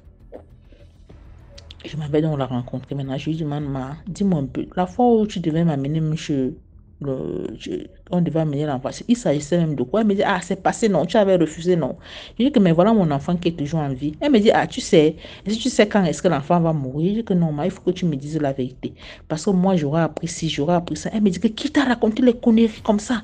Qui t'a raconté les conneries comme ça? Qui t'a raconté les conneries? Voilà pendant que nous sommes en train de passer, voilà l'une de ses cousines encore qui passe. Elle a seulement répondu que j'avais dit l'affaire, c'est que le jour qu'on va découvrir que la vérité finit toujours par se par triompher. Voilà ça que la fille est toujours au courant que tu voulais amener son enfant pour. Je dis que donc c'est vrai.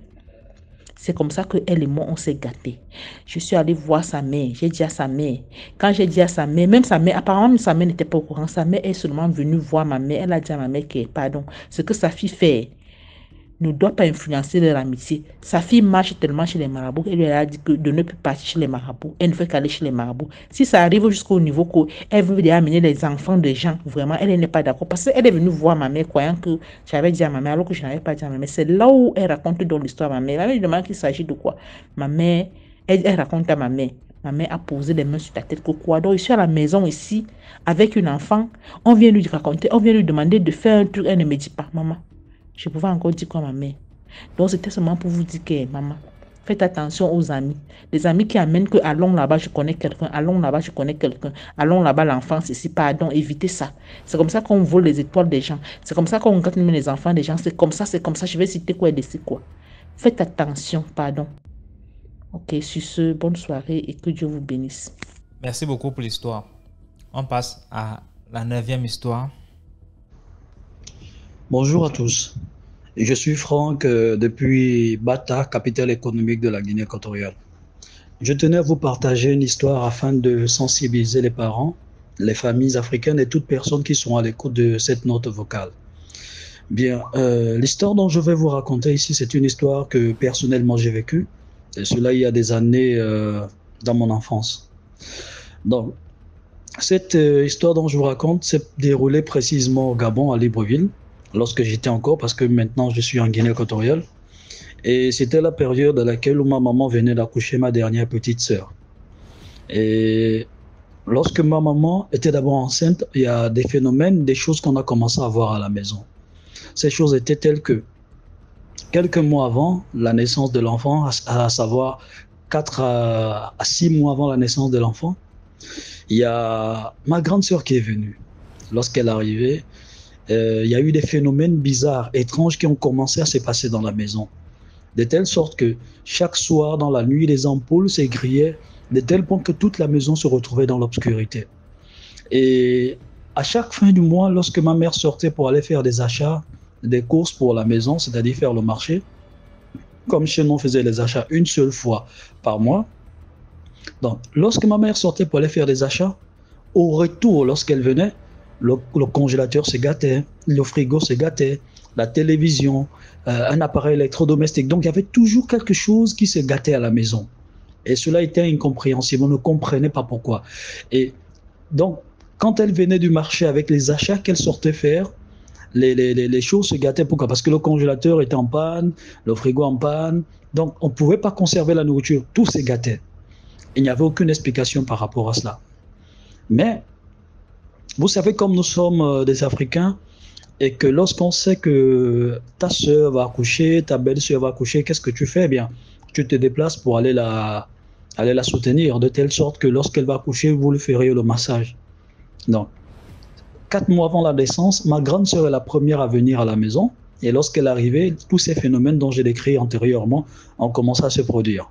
Maintenant, 1 mois avant la naissance du bébé, ma dernière petite sœur, il y a l'ex-femme, on va dire la défunte femme de mon oncle, qui est arrivée à la maison. Et lorsqu'elles sont arrivées à la maison, nous les garçons qui occupaient la chambre, on nous a enlevés, on nous a délogés, on nous a mis au salon. Et nous étions là en train de dormir au salon. Et en dormant au salon, il y a toujours ces mêmes phénomènes étranges-là qu'on a commencé à noter et à observer. À partir de 23h58, il y a les lumières qui s'égrillaient dans la maison, surtout au salon. Donc, il y a certaines pièces de la maison qui étaient toujours dans l'obscurité. On entendait, bon, personnellement, moi, j'entendais des bruits et je voyais comme des ombres qui se déplacent dans la maison. Je ne comprenais pas pourquoi. Donc, lorsque ma maman a accouché, la nuit d'après l'accouchement, donc 1 jour après l'accouchement, on était en train de dormir au salon. Et il faisait 23h, je me rappelle bien, donc avant minuit. Et subitement, on a dormi à minuit. À 3h du matin, je me rappelle, je me suis réveillé. Pourquoi? Parce que l'horloge que nous avions à la maison a des reflets, on appelle ça comment? A des croix ou des aiguilles qui reflètent, qui sont lumineux. C'est-à-dire que même si c'est dans le noir, ces aiguilles-là allument, montrent l'heure, reflètent l'heure qu'il est, même dans l'obscurité. Et je me rappelle, lorsque je me suis réveillé à 3 heures, on était tous dans la maison, dans l'obscurité totale. Et je regarde l'horloge, je voyais les 3 heures. Je voulais me lever, mais je n'ai pas pu me lever. J'ai senti comme s'il y avait quelque chose qui se passait. Et il y avait comme une présence, comme une force qui m'empêchait de me lever pour aller aux toilettes. Donc, qu'est-ce que j'ai fait? Je me suis réassis, je me suis réallongé pour m'endormir. Lorsque je m'endors, je me trouve étant comme dans un lieu grand, vide, noir, avec beaucoup de fumée noire au sol. Donc, il y avait plein de fumée noire au sol. Et donc, j'étais allongé comme ça. C'est donc je me suis mis assis sur les fesses. J'ai commencé à regarder. En regardant, j'ai vu, il y avait devant moi une sorte d'ange. Il avait une longue robe blanche avec une grande paire d'ailes. Il m'a regardé, je l'ai regardé. Et il a pointé le doigt vers moi. J'ai regardé son doigt. Et ensuite, il a tourné le doigt dans une direction qui était à droite de lui. Comme pour me montrer que, regarde, il y a quelque chose qui se passe. Donc, quand je regarde dans la direction où l'ange me pointait du doigt, je vois ma petite sœur, la dernière de la famille qui venait de naître, qui avait 1 jour de naissance. Elle était en train de flotter dans les airs et elle pleurait. Et en pleurant, j'écoutais dans les pleurs, elle pleurait fortement. Et en pleurant, il y avait des ombres qui venaient, comme un groupe de 7 à 8 personnes qui venaient. Et il y avait ma grande sœur devant, on était en train de lui pousser. J'ai dit, mais qu'est-ce qui se passe? Quand je regarde dans la direction où l'ange était, il n'y a plus d'ange. Et je vois ces gens qui arrivent. Je compris effectivement ce qui est en train de se passer. Et d'où je me suis levé, je me suis rapproché. Je me suis placé devant ma petite sœur, mais elle était toujours en train de pleurer. Et j'étais là, j'ai croisé les bras. J'ai écouté comment ils étaient en train de parler en langue France, c'est un dialecte de chez nous. Donc ils parlaient en français, ils disaient à ma grande sœur, on est fatigué, tu nous as déjà fait beaucoup de promesses, tu nous as déjà beaucoup promis, voici ta maman qui vient d'accoucher, on ne veut plus entendre parler de bobards. On veut désormais que tu nous livres ta petite sœur. On est fatigué. Soit c'est elle, soit c'est toi. Choisis et décide. C'est d'où j'ai commencé à parler. J'ai dit, écoute, je ne vais pas accepter qu'elle prenne cet enfant parce que cet enfant ne lui appartient pas et ce n'est pas son enfant. Je vais taire les noms des personnes qui étaient, mais je vais juste vous donner une petite information pour que vous voyez qu'il y a quelque chose qui a eu à se passer. Donc, dans ce groupe, il y a ma défunte tante qui était dedans. Il y a mon défunt oncle, il y a ma grande sœur qui était. Il y a d'autres personnes dont je vais taire le nom. Et il y avait aussi mon oncle dans le groupe. Donc mon oncle qui était le mari de la dame qui était arrivée à la maison pour faire l'eau chaude à ma mère. Ils étaient dans le groupe. Et il y avait d'autres personnes ici que je vais taire le nom.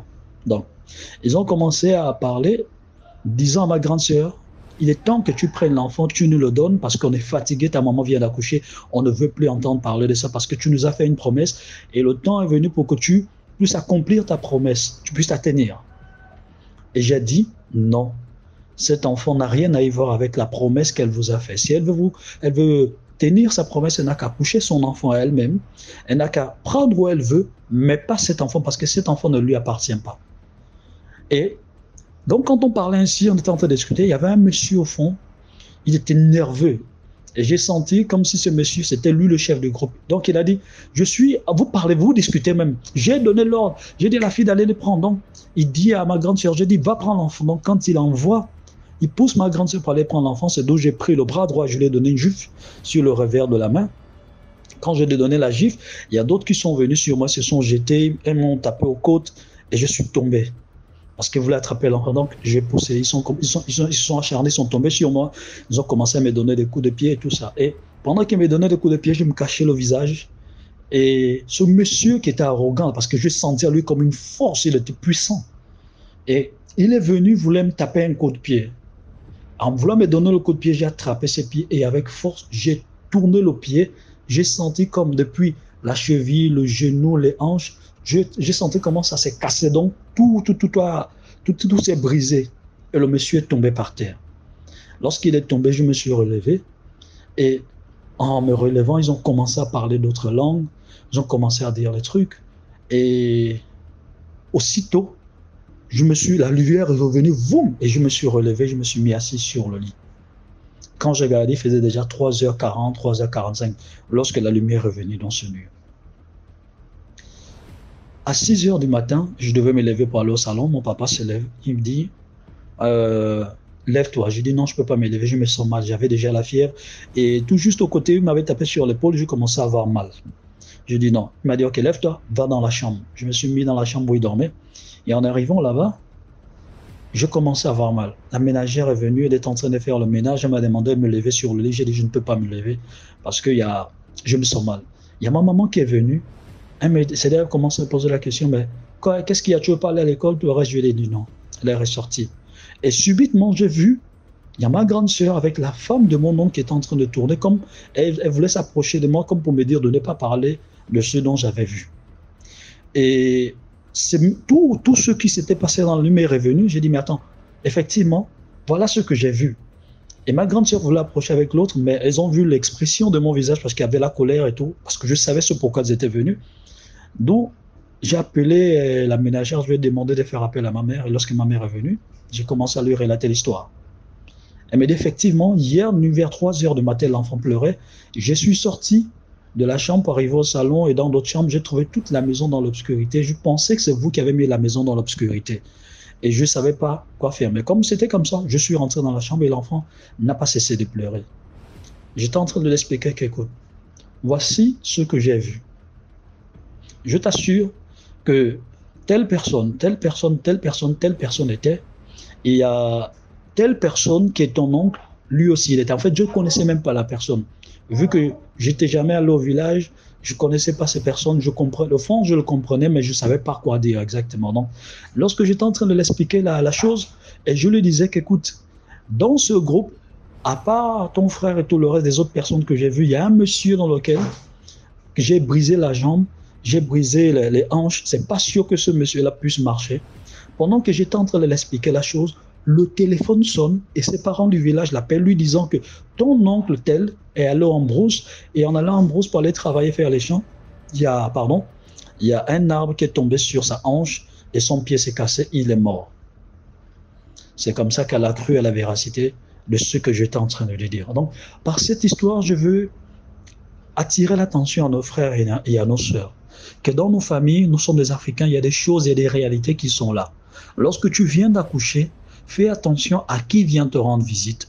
Lorsque ta mère, lorsque ta femme, lorsque ta sœur, lorsque ta cousine, ta belle-sœur vient d'accoucher, faites très attention aux gens que vous hébergez chez vous parce que vous ne connaissez ni les raisons, ni les motifs qui font en sorte que ces personnes viennent chez vous. D'autres viennent dans l'intention de sacrifier vos enfants. D'autres viennent dans l'intention de prendre vos enfants, les donner dans les tontines, les réunions, dans ces associations sectaires et les loges qu'ils ont. Donc, faisons très attention aujourd'hui par rapport à ce que nous sommes en train de vivre.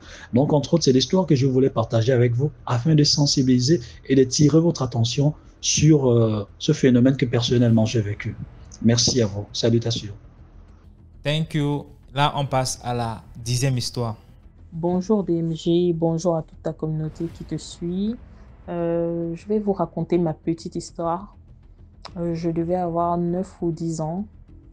Avant de commencer mon histoire, je n'hésiterai pas de dire si tu n'es pas abonné, abonne-toi, partagez, likez, ça ne coûte rien en mettant un petit pouce. Il faut que la page évolue et que ça aille très loin.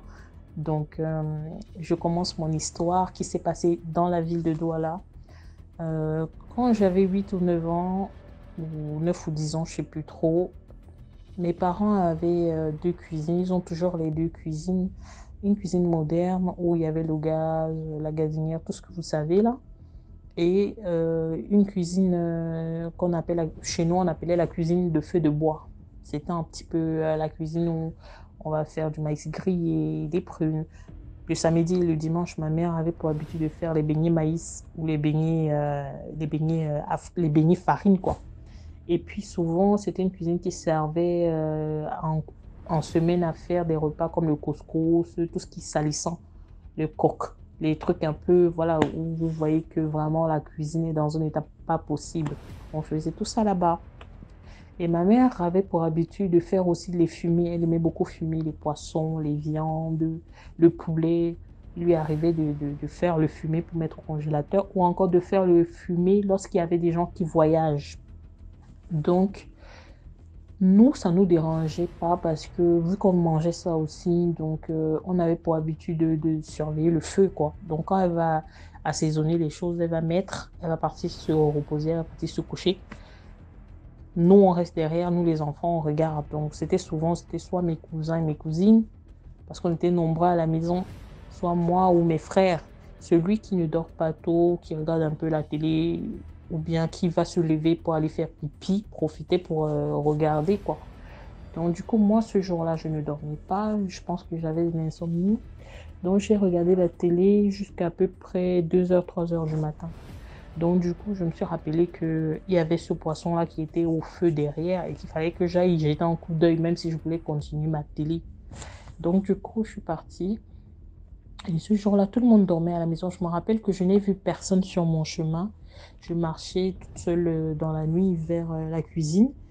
Et je suis arrivée, j'ai trouvé que le feu avait un petit peu baissé. J'ai rajouté du bois, donc ça a repris. Et puis, j'ai jeté un peu un coup d'œil pour voir si ça n'était pas brûlé, si c'était bien, quoi. Après, quand j'ai voulu me retourner pour partir, voyant que le feu avait pris, j'entends des petits bruits derrière moi. Sur le coup, comme je n'ai vu personne, je me retourne. Donc, je regarde, je vois un hibou sur le portail, quoi. L'hibou était placé, il me regardait. Et je dis, mais quand je suis arrivée ici, il n'y avait pas d'hibou, il n'y avait rien. Et pourquoi il y a cet hibou? Donc, je le regarde, il me regarde. Et à un moment, il y a un truc qui m'a dit, pars, c'est-à-dire va dans la maison, quoi. Et il y a un autre truc qui m'a dit, avance-toi vers lui. Je ne sais pas pourquoi, j'ai écouté plutôt la voix qui me disait, avance-toi vers lui. Donc, je m'avançais vers lui. Je retournais en arrière et pourtant, j'étais en train de partir, hein. Et lorsque je m'avance, je vois qu'il n'a pas peur de moi, il ne s'éloigne pas, il est toujours là.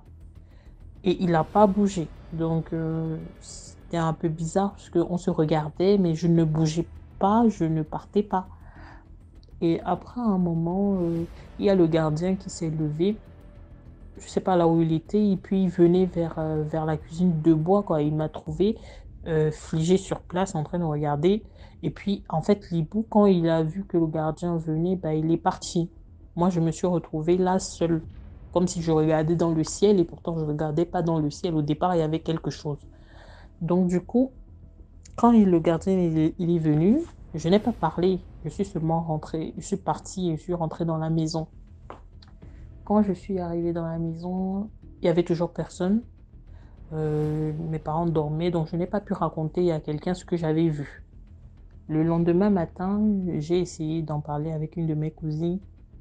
Comme on était nombreux à la maison, bon, elle ne savait pas trop quoi me dire.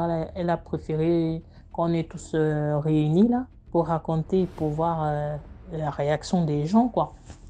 Donc du coup, elle a raconté, on était peut-être 8 personnes comme ça. Et mes cousins, ils ont dit non, il faut pas garder ça pour toi, il faut dire à maman et papa, tout ça. Et mes frères aussi, ils étaient un peu sceptiques, quoi. Donc, du coup, ils ont dit non, il faut en parler, il faut que les parents ils sachent, quoi, parce que l'hibou, ce n'est pas trop une bonne chose. Moi, bon, j'étais très jeune, j'étais petite, donc je ne savais pas vraiment ce que c'était. Et plus tard, dans l'après-midi ou dans la soirée, je vois ma mère assise seule et elle épluchait son manioc. Donc, je viens vers elle, je lui dis, maman, est-ce que tu veux de l'aide? Elle me dit non, mais je m'assois quand même à côté d'elle. Je dis, j'ai quelque chose à te dire. Elle me dit quoi? Je lui dis, j'ai vu l'hibou hier sur le portail de la maison et en fait, l'hibou me fixait. Et en fait, il y a une voix qui me disait, pars, donc fuis. Et une autre voix qui me disait, viens vers lui. Et je suis venue et on s'est fixé pendant un moment. Et quand le gardien s'est levé pour venir regarder ce qui se passait, l'hibou s'est envolé, il est parti. Elle me dit, l'hibou. Elle était un peu, voilà, elle ne croyait pas trop. Elle croyait que j'avais juste vu un oiseau. Mais voilà, elle n'a pas dit quelque chose de plus. Après, j'ai dit ça à mon père dans la soirée. Il est en train de manger. J'ai dit, papa, j'ai vu l'hibou. Il me dit, tu as vu l'hibou où? Je dis, hier, quand je suis venue regarder le poisson fumé de maman, j'ai vu l'hibou. Il me dit, l'hibou, Et même lui, il faisait une tête un peu... C'est pas qu'il me croyait pas, mais il se posait des questions, que ça vient chercher quoi là. Donc, quelques temps après, mon père, il me dit, ta maman, elle va encore faire des trucs ce soir. Je dis, je sais pas. Alors, je demande à ma mère, elle me dit, oui, comme le poisson il n'avait pas bien séché, elle va remettre le même poisson sur la grille, histoire de que ça sèche. Donc, le soir, là encore, j'avais fait de l'insomnie. Je retourne regarder le poisson et je revois l'hibou qui vient encore. En fait, à chaque fois que je descendais à la cuisine là-bas, il revenait. Il venait, il se posait sur le portail et il me regardait. Et moi, j'étais occupée à regarder le poisson, en fait. Donc, quand je pars, c'est quand je veux partir que je m'en rends compte. Et il fait des petits bruits, là, d'une façon, là. Donc, tu finis par savoir il est là, quoi. Il y a quelque chose. Donc, une deuxième fois, j'ai vu l'hibou. J'ai redit ça le lendemain matin. Mon père, il était encore sceptique. Ma mère, elle m'a écouté, mais elle n'a pas dit quelque chose. Et mes cousins et tout, certains avaient commencé à prendre un peu peur, quoi. Et puis, d'autres ne ressentaient spécialement rien. Et puis, mon père, comme il a vu que je parlais beaucoup de ça, il a dit, bon, il va voir l'hibou avec ses propres yeux. Donc, il a éteint partout dans la maison un soir, le troisième soir. Et puis, il avait demandé à ma mère de mettre des choses au feu, un peu comme elle fait d'habitude, quoi. Et que moi, je descende là-bas et il veut voir l'hibou que je dis que j'ai vu. Donc, on éteint toutes les lumières, tous mes cousins et mes cousines vont se coucher. Ma maman, elle va aussi se coucher. Mon père, il a pris le fusil. En fait, comme il a une arme à feu, il a un permis de tir. Il a pris son fusil pour aller avec moi. Et il s'est placé à un endroit et il m'a dit d'aller comme je pars d'habitude parce que si l'hibou nous voit ensemble, peut-être il ne viendra pas. Donc, il faut que je descende toute seule. Et lui s'est placé à une fenêtre. Voilà, je pars toute seule. Au départ, il n'y a rien. Quand je fais comme si j'arrangeais le feu, l'hibou vient. Donc, mon père est acheté à un endroit, il voit bien l'hibou. Mais en fait, de là où il est mal placé pour tirer. Donc, ce qu'il fait, c'est que il sort, mais tout discrètement. Il marche sur les bords de la véranda comme ça. Et il se place à un angle où il pouvait tirer. Et moi, comme je suis à la cuisine de bois, donc je savais déjà ce qui allait se passer. Donc, je me mets plutôt derrière le fût de poisson, en fait. Et puis, il tire sur la barrière là où il y avait l'hibou. L'hibou touché, l'hibou tombe de l'autre côté de la barrière, donc à l'extérieur. Voilà, quand il a tiré, bon, le gardien est venu pour voir qu'est-ce qu'il y avait, pourquoi il y avait ce bruit de tir. Et le gardien m'a trouvé caché derrière le fût de poisson. Vraiment, j'avais très très peur. Et c'était la première fois que voilà, j'entendais le bruit de l'arme à feu aussi près. Quand je suis sortie de ma cachette, ma maman, elle était réveillée, hein. Elle a pu dormir finalement. Et puis, mon père est parti chercher la dépouille de l'hibou avec le gardien à l'extérieur. Et ils ont vraiment vu ce que je disais, quoi. Sauf que ce soir-là, ils ont mis l'hibou à cuire dans les flammes, dans le feu, là. Et puis, on en a pu parler. Le lendemain matin, on est venu appeler mon père pour lui dire qu'il y a un oncle dans son village qui est décédé. En fait, mon père, il habite dans son village, tu vois. Donc, du coup, l'oncle qui est décédé non loin de chez nous, en fait. Donc, on est venu lui dire, ah oui, tu sais, tel de tes oncles est décédé.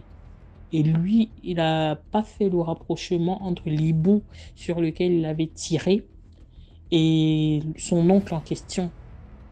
Donc, du coup, voilà un peu ma petite histoire. Après, il a été au deuil et tout, voir la famille, tout ça. Mais voilà, c'était un peu ma petite histoire. Maintenant, la morale, à chacun de mettre son commentaire. Et pour dire que voilà, c'était cet oncle-là qui était en hibou. parce que apparemment, ce qui s'est dit là-bas au deuil dans le village, on aurait tué son totem parce que lui, en fait, il est mort juste le lendemain où mon père avait tiré, quoi. Donc, merci de m'avoir permis de raconter mon histoire. Au revoir et à bientôt. Merci d'avoir regardé jusqu'à la fin. C'est la dernière histoire. Et on se donne rendez-vous demain à 12h00 pour 10 autres histoires mystiques. Restez connectés. N'oubliez pas de vous abonner, de partager et de liker.